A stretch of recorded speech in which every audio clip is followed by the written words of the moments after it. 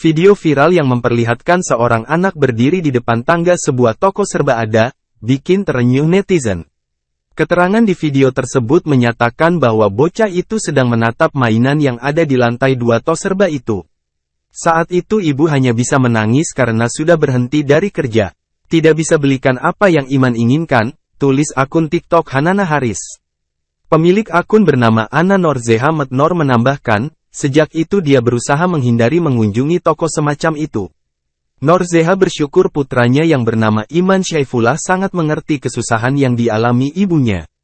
Walaupun baru berusia 5 tahun, Iman sudah matang pemikirannya dan memahami kesusahan ibunya yang pengangguran.